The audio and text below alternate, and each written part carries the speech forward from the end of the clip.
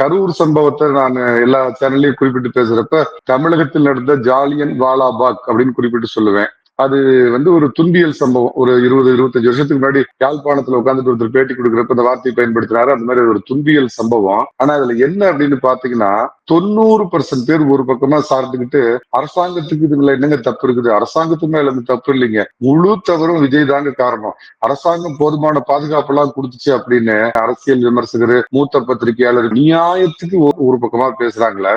இந்த துன்பியல் சம்பவம் நான் சொல்ற ஜாலியன் வாலாபாக் நடக்கிறப்ப இப்ப திரு எடப்பாடி பழனிசாமி முதலமைச்சரா இருந்தாருன்னா இதே பதில இவங்க சொல்லுவாங்களா? அரசாங்கத்துக்கு ஜால்ரா அடிக்கணும், அரசாங்கத்துக்கு முட்டு கொடுக்கணும், அதுக்கு கொஞ்சமாவது மனசாட்சி இருக்கணும். சரி, இவங்கதான் இப்படி பண்றாங்கன்னா இன்னொரு தரப்பு நான் ஆதரிக்கின்ற அதிமுக பாஜக தரப்பு உட்பட இவங்க என்ன பண்றாங்கன்னா முழுக்க முழுக்க காரணம் இதுக்கு அரசாங்கம் தான் அப்படின்னு ஏதோ விஜய் மேல இந்த தவறு எதுவுமே இல்லை அப்படிங்கிற மாதிரி சொல்றாங்க.